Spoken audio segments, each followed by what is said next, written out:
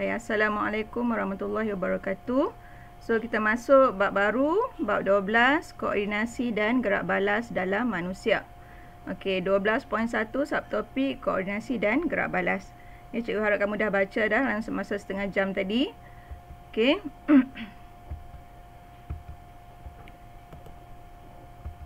Okey. So tengok ni. Kucing Oyen ni. Alright. Okey, tengok. Sekarang ni dia dalam keadaan normal. Okey, relax saja. Nampak Okey, kucing Oyen ni, biasanya Oren kita panggil Oyen kan? Nama kucing Oyen, normal. So, kita bagi satu rangsangan. Now kita dapat satu istilah baru. Kita bagi satu rangsangan. So, Oyen ni dia buat apa? Dia terkejut kan? So, dia bergerak balas, dia angkat tangan. So, mata dia tengok dan hidung dia bau. Jadi kita nak masuk topik ni, dia berkaitan dengan rangsangan dan gerak balas. Kita pun samalah. Semua organisme akan bergerak balas terhadap rangsangan. Maksud organisme, manusia, haiwan dan juga tumbuh-tumbuhan. Semuanya akan mengalami gerak balas apabila menerima rangsangan. Rangsangan ni maksud dia apa? Apa-apa sahaja perubahan di persekitaran luar ataupun dalam badan dia sendiri. Okey. Rangsangan dia melibatkan deria lah. Okey, kalau macam kes kucing ni, dia deria mata dengan hidung, bau. Okey, mata nampak dan hidung dia bau. Dan dia melakukan gerak balas. Kalau dia buta ataupun hidung dia tak bau, dia relax je lah. Dia tak nampak kan. Dan hidung tak bau. Jadi dia tak melakukan gerak balas. So disebabkan ada deria dan reseptor. So jumpa perkataan baru lagi. So reseptor berperanan untuk mengesan rangsangan. So reseptor ada pada deria. Contoh di mata dan juga di hidung. Alright. Jadi baru kita nak masuklah topik yang berkenaan gerak balas dan rangsangan. So semua organisme dapat mengesan perubahan. So, organisme yang normal lah, yang tidak ada kecacatan.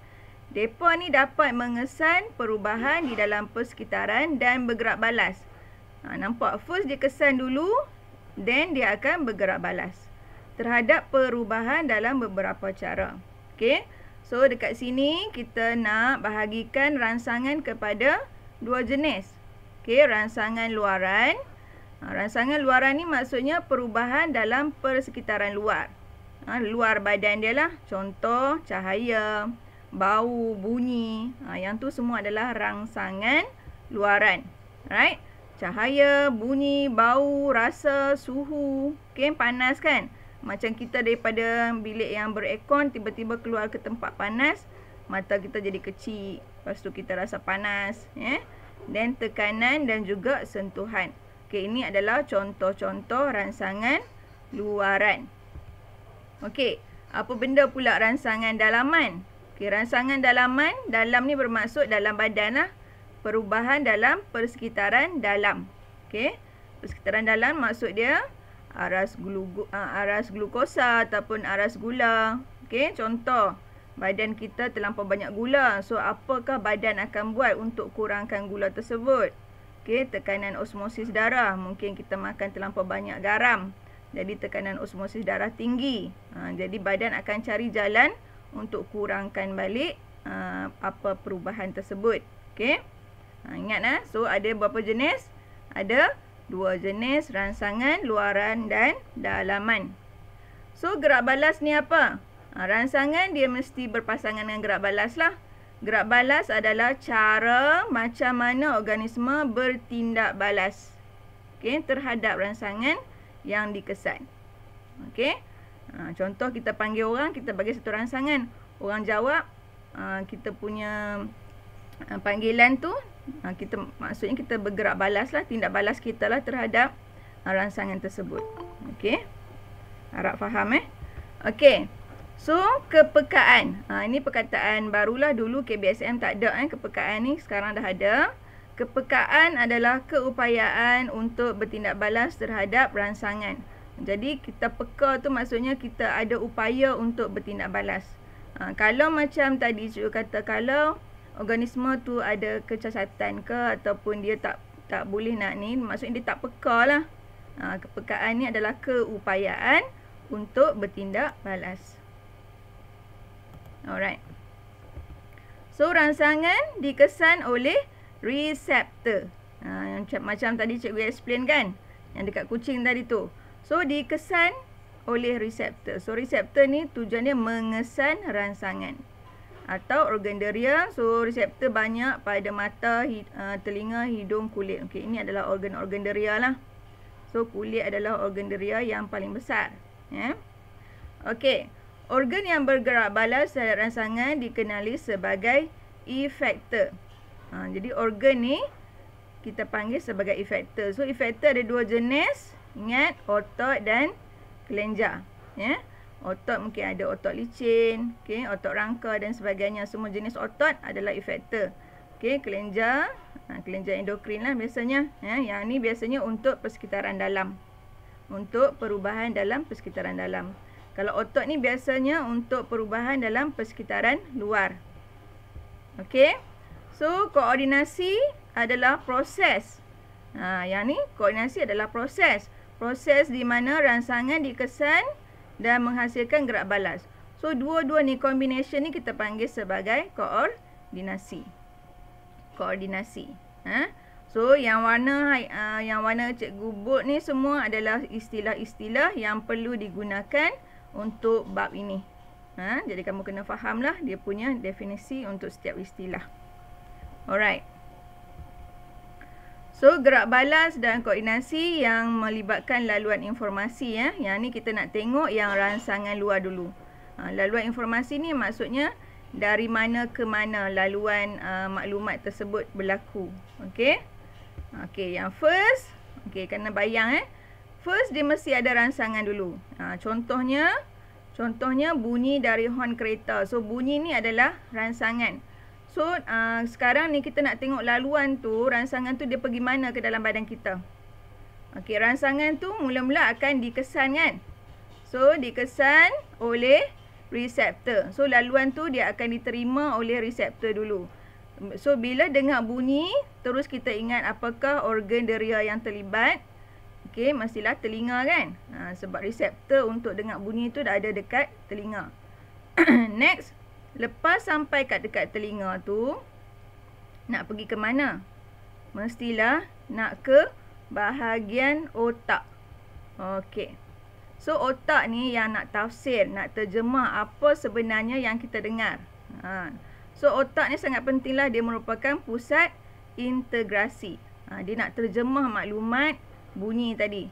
Okey, kita ada pelbagai jenis bunyi kan, bunyi angsa, bunyi orang menaik, bunyi orang menggoreng. Jadi otak ni lah yang akan interpret, dia akan terjemahkan. Macam ni, oh bunyi horn kereta. Kadang-kadang orang tu dia boleh tahu kereta jenis apa, Myvi ke, Answer ke, kereta Toyota apa ke, So otak yang akan integrasi. Jadi siapa yang hantar maklumat ini kita panggil sebagai neuron. Okey, neuron deria. Alright, lepas tu, lepas otak tafsir, adakah dia simpan dekat situ saja? Tak. Okey, dia akan hantar. Sebab ini baru rangsangan. Kita habaq tadi, lepas rangsangan mesti ada gerak balas. Dan gerak balas kena ada efektor. Siapa yang hantar maklumat tadi ke efektor, kita panggil sebagai neuron motor. So efektor ni otot pada kaki. Ini contohnya dia nak melintas lah kan. Dia nak melintas, dia bunyi horn kereta. So otot pada kaki dia akan bertindak balas, mengecut dan mengendur cepat-cepat dia melintas jalan. Contoh sebab dia dengar horn kereta kan. So otot pada kaki, dan dia akan bergerak menjauhi kereta yang datang. Ini maksud dia laluan. So yang penting reseptor terima efektor, dia gerak balas. Okey, faham? Ini panggil laluan dia. Kalau dalam soalan biasanya dia akan kosongkan lah bahagian-bahagian tertentu ni ditanya. Contoh bahagian sini dia buat X. Okey, apakah X? Jadi kita jawablah pusat integrasi ataupun otak. Ataupun dia kosong bahagian ni. Okey, apakah ini? Ini adalah efektor. So, kena ingat laluan ini adalah untuk rangsangan luar. Alright. Okey, now kita tengok laluan informasi yang melibatkan rangsangan dalam. Okey. Bagi satu contoh rangsangan dalam yang cikgu explain tadi. Type sikit dekat situ. Apakah contoh yang melibatkan rangsangan dalam? Apakah perubahan dalam badan kita yang melibatkan rangsangan dalam? Type sikit, cikgu nak tengok. Tak mau type boleh respon. Contoh apa?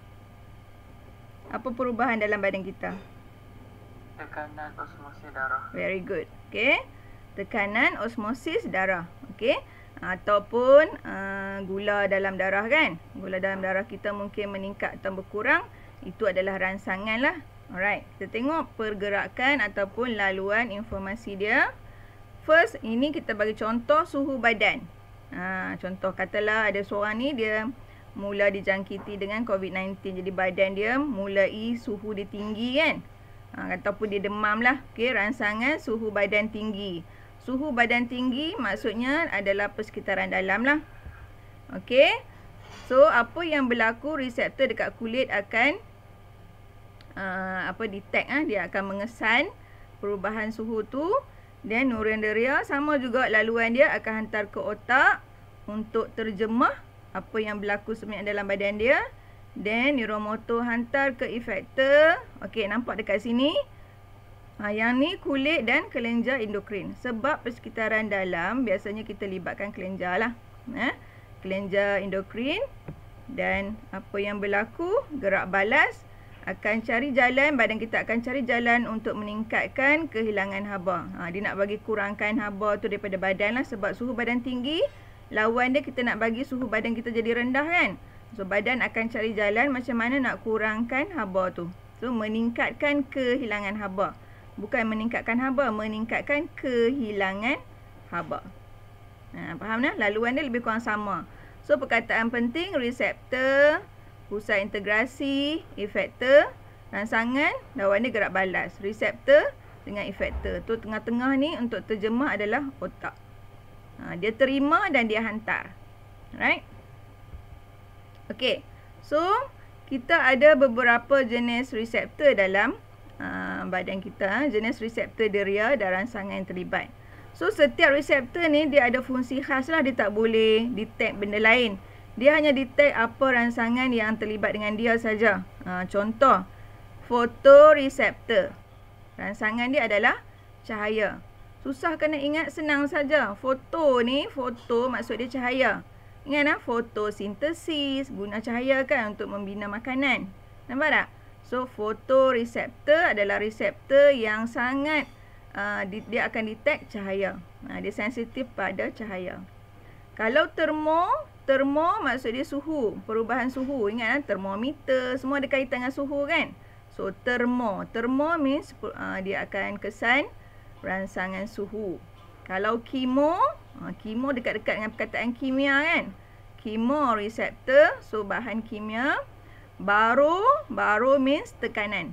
Barometer kan alat yang guna untuk tekanan kan. So, ini baroreseptor, dia kesan perubahan tekanan. Mekanoreseptor, ini perkataan baru, yang baru untuk KSSM ni. Mekanoreseptor, ini untuk sentuhan dan tekanan. Nosi sakit. S ni sakit. Nosiseptor, kesakitan. Sekali lagi kamu try buat word wall tu yang cikgu sediakan untuk santai-santai nanti ada untuk reseptor ni. Sebab mungkin ada yang lupa. Jadi kita buat exercise game tu, insya-Allah boleh ingat. Senang je. Alright. Okay, next kita tengok apakah keperluan gerak balas. Kenapa kita perlu bergerak balas? Boleh tak kita buat saja dekat rangsangan tu? Kita buat tak reti je dengan rangsangan tu. Mesti kita akan secara tidak sengaja ataupun kita tak boleh kontrol benda ni. Dia berlaku secara automatik. Contoh macam kalau kita duduk dekat Makmal Bayu kan. Kalau dulu-dulu, zaman dulu-dulu, biasanya kuari dekat Makmal Bayu tu dekat kan. Bila macam kuari dia letupkan batu tu, satu kelas dia bergerak, semua orang akan senyap atau akan pandang ke arah tingkap. Itu adalah gerak balas. Dia punya rangsangan bunyi. Gerak balas kita akan stop, kita akan pusing dekat tingkap nak tengok apa yang berlaku. So apakah keperluan gerak balas? Kalau lagi teruk kita akan keluar daripada kelas lah kan. Itu keperluan dia, kita nak menyelamatkan diri kita. Okay, dalam kes ini ada beberapa keperluan gerak balas. So organisma dapat beradaptasi dengan perubahan persekitaran. Ini keperluan gerak balas yang pertama. Yang kedua, bila kita gerak balas, kita akan lari menjauhi rangsangan tu yang mungkin bahaya. So keperluan dia dapat melindungi organisma dari bahaya. Okay. Dan dapat memastikan kemandirian ataupun survival organisma. Dan last, organisma dapat mengawal atur persekitaran dalam. Okay, homeostasis ni persekitaran dalam lah. Dia nak kawal atur persekitaran dalam melalui homeostasis. Contoh macam tadilah, kalau gula banyak sangat dalam badan, badan akan cari jalan untuk kurangkan gula tersebut secara homeostasis. Right? Okay. Kita pergi ke praktis formatif 12.1. Hari ni cikgu tak masuk banyak sangat lah. Sistem saraf kita masuk esok. Okay. So, daripada yang cikgu bincang tadi, apakah maksud gerak balas? Cuba bagi tahu jawapan cikgu. Manakah jawapan yang paling sesuai? A, B, C. Baca saat, lepas tu jawab. Okey, Aisyah, Afiq. Okey, good. Syazwan, C. Lagi ada lagi jawapan lain? Seorang lagi. Okey, Batrisha, C. Dia tengok betul tak? A, cara sesuatu organisme menerima. Okey, Adam, C juga. Cara suatu organisme menerima rangsangan. Tak berapa lengkap kan? Okey. Cara suatu organisme mengubah tenaga kepada bentuk yang lain. Okey, ni macam dekat-dekat boleh faham lah, tapi masih tak tepat. Okey. So, jawapan dia adalah C. Gerak balas maksudnya dia terima rangsangan tu dan dia bertindak balas terhadap rangsangan tersebut. Okey, ini paling tepat lah. Nanti jawab, bukan jawab ABC, praktis formatif kamu jawab jawapan ni praktis formatif itu sebagai PBD. Okey. Untuk bioscore lengkapkan supaya lebih faham. Nota buat sendiri. Macam biasalah, nota kita sendiri yang faham nota kita. Alright. So, apakah organ deria yang mempunyai reseptor deria mekanoreseptor? Mekanoreseptor. Ingat balik, mekanoreseptor ni untuk apa? Untuk apa? Mekanoreseptor ni dikesan apa? Rangsangan apa? Semua jawab B. Okay. Very good. Cikgu tanya ni, mekanoreseptor ni kesan apa? Cikgu nak dengar suara. Sentuhan dan tekanan. Very good. Okay, sentuhan dan tekanan. So, yang ni melibatkan organ kulit. Organ yang paling besar dekat badan kita means kulit lah. Right? Okay, pada pendapat anda, mengapakah koordinasi sangat penting kepada manusia? Ingatlah, koordinasi ni adalah kaitan antara dua tadilah, rangsangan dan gerak balas. Kalau tanya apa dia koordinasi, berkaitan dengan rangsangan dan juga gerak balas. Mula-mula rangsangan dulu, baru berlaku gerak balas. Okey, kenapa penting?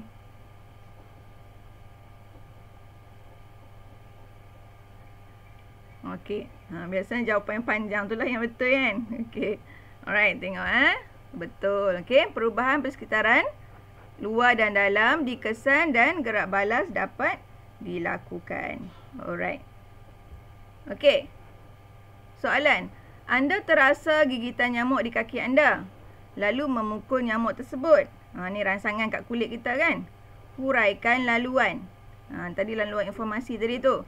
Yang terlibat dalam mengesan dan bergerak balas terhadap rangsangan gigitan nyamuk. So, reseptor yang kesan tadi, sentuhan dan tekanan, maksudnya nyamuk tu dia memang sentuh kulit kita. Itu adalah akan dikesan oleh mekanoreseptor dekat kulit. So, yang first ni rangsangan, kita nak tulis apa rangsangan yang kotak pertama ni? Okey, inilah rangsangan dia kan. Dalam ayat ni, gigitan nyamuk ni adalah, very good. Okey, gigitan nyamuk adalah, gigitan nyamuk adalah rangsangan. So, reseptor ni dia kesan, dia hantar kat siapa? Otak. Okey, siapa dekat sini yang bawa maklumat tersebut, yang bawa impuls ke otak? Kotak kedua. Very good. Okey, neuron deria. Pandai. Ingat So, neuron deria. Okey, kalau dulu KBSM kita panggil neuron afferent. Tapi sekarang dia pakai balik neuron deria. Okey, next. Neuron motor kan? Neuron motor dihantar ke mana ni? Kat sini. Apa? Neuromotor effector. Very good. Okay, good. Dalam kes ni effector dia adalah otot. Sebab ni rangsangan luar kan. So effector ini adalah otot. So otot tangan kita lah. Ni tangan nak angkat tangan, nak pi tampak nyamuk tu kan. So otot dekat tangan. So apa yang berlaku? Dia pun pi smash nyamuk tu. So itulah gerak balas kita.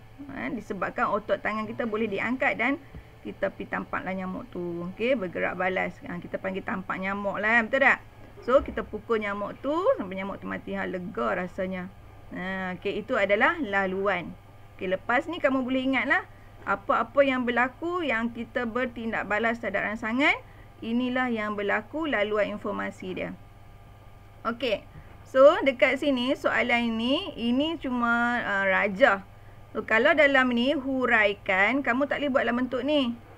Kamu tak boleh buat dalam bentuk ni. Bila sebut huraian laluan, kita kena buat dalam bentuk ayat.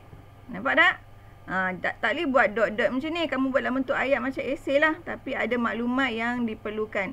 Okay, tulis perkataan-perkataan ataupun poin penting yang kita bincang tadilah. Okay. Mesti ada dia punya rangsangan dia apa, lepas tu siapa yang bawa, neuron deria pergi ke mana, ke pusat integrasi, lepas tu pusat integrasi ni buat apa. Okey, diinterpretasi ataupun diterjemahkan. Okey, hantar ke neuron motor. Last sekali, otot akan mengecut untuk gerak balas pukul nyamuk tersebut. Okey. Yang rajah tadi atas ni, yang ni untuk kefahaman kita. Kalau dalam soalan disebut huraikan, kena jawab begini. Alright, so dalam latihan nanti kamu pun jawab begini. Kalau nak buat laluan ni pun sebagai latihan, tak ada masalah, lagi bagus. Okey. Okey, kita tengok soalan seterusnya. Pasangan jenis reseptor deria. Pasangan jenis yang mana betul? Okey, cuba baca dan cuba jawab. Pasangan dan rangsangan. Deria dengan rangsangan. Ini konstruk mengingat. Okey, yang mana yang paling tepat?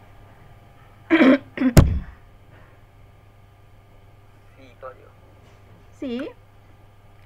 Baru C. D.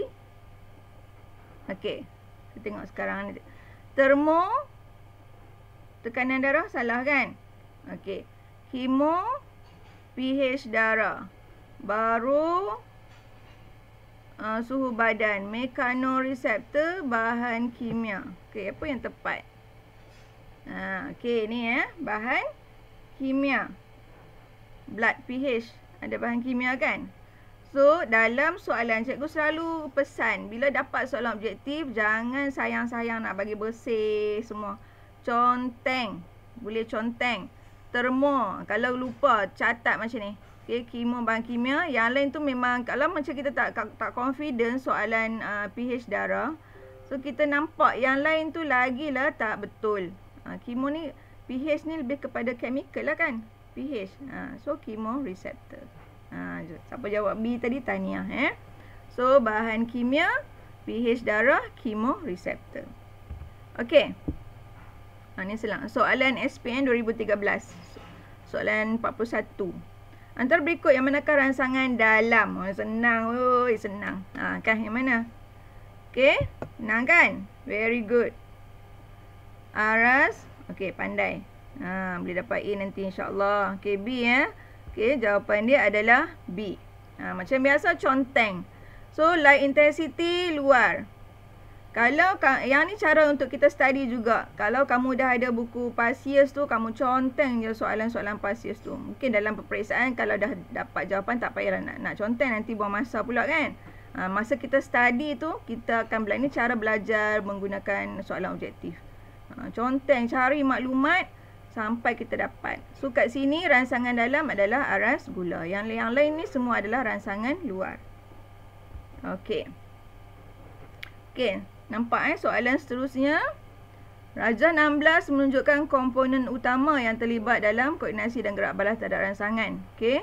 Stimulus rangsangan yang terima reseptor yang bawa neuron deria pergi ke otak, hantar balik neuron motor. Ini efektor dan gerak balas. Apakah yang diwakili oleh X dan Y? Jawapan dah ada dah. Okey, jawapan dia adalah B. Reseptor untuk X, Y adalah efektor. Ini contohlah macam cikgu kita tadi lah. Jadi laluan yang tadi kita bincang tu, kamu kena pastikan faham dan ingat. Kena ingat apa dia yang terlibat dalam kotak tu. So, ini cara study lagi ni. Okey, so dia buat macam ni. Efektor ada dua. Kelenjar dengan otot. K untuk kelenjar, O untuk otot. Ni efektor. Orang tanya efektor ada berapa? Ada dua lah. Kelenjar dan otot. Ini cara kita. Ini yang cikgu kata kita buat nota sendiri tu. Nota ni kamu kena kreatif.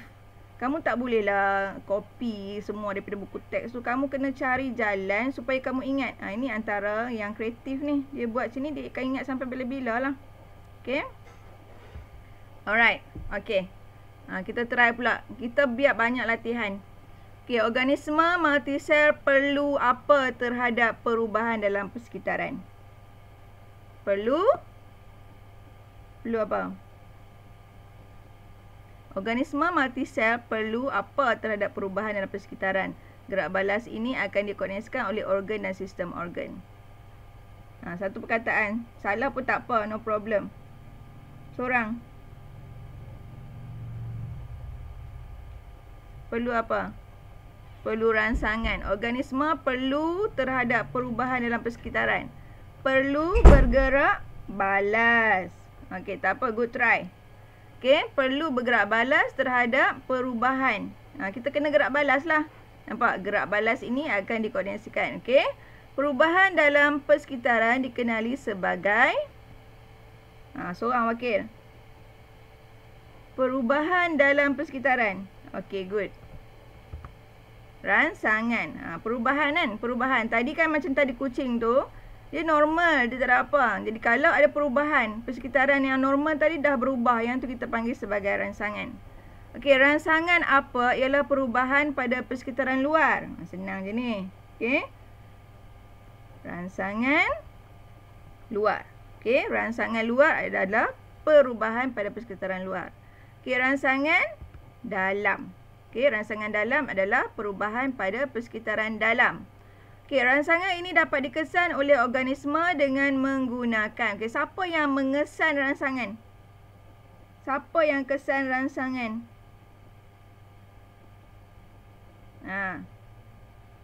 Okey, apa ada dekat organ deria? Okey, good. Reseptor. Yang depa ni lah reseptor ni, geng-geng reseptor ni lah yang akan mengesan. Keyword dekat sini mengesan rangsangan. Okey. So, reseptor. Reseptor ialah sel khusus. Reseptor ni sebenarnya sel khusus yang terdapat pada organ deria untuk mengesan rangsangan dan mencetuskan impuls saraf. Okey, impuls saraf tadi yang neuron tadi lah, yang dibawa oleh neuron deria dengan neuron motor. Okey, impuls saraf akan dihantar melalui saraf ataupun neuron ke, nampak? Keyword dekat sini analisis. Nak hantar pergi mana? Yes, good. Okay, otak ataupun pusat integrasi. Very good. Okay, pusat integrasi itu adalah otak lah. Alright. Selepas analisis, pusat integrasi ataupun otak akan hantar impuls saraf kepada yang terima maklumat untuk gerak balas. Apa? Mula huruf E. Yes, very good. Okay, efektor. Pandai pun. Okay. So, efektor. Efektor ni ada dua kan? Apa dia? Tadi perkataan efektor. Pandai. Okay. Otot dengan kelenjar. Okay, otot. Efektor ni ada dua. K ni untuk kelenjar, O untuk otot. Koordinasi merupakan kerjasama antara pelbagai organ dan berfungsi untuk menghasilkan gerak balas yang sesuai. Okey. So, ini laluan dia. Kadang-kadang buat macam ni, kadang-kadang dia buat macam yang tadi cikgu tunjuk tu. Okey, lepas rangsangan diterima oleh reseptor. Lepas tu hantar ke pusat integrasi. Pusat integrasi hantar ke efektor dan berlakulah gerak balas. Okey. Nampak rangsangan lawan dia gerak balas. Reseptor lawan dia efektor. Pusat integrasi yang akan join antara kedua-dua rangsangan dan gerak balas. Okey. Sekejap saja kita buat. Lama-lama. 30 minit. Setakat ni faham ke? Kita baru masuk 12.1. Untuk esok panjang sikit untuk sistem saraf. Ada soalan tak setakat ni? Faham Okey, senang. Okey, very good. Faham. Okey, kita jumpa kalau tak ada. Kejap.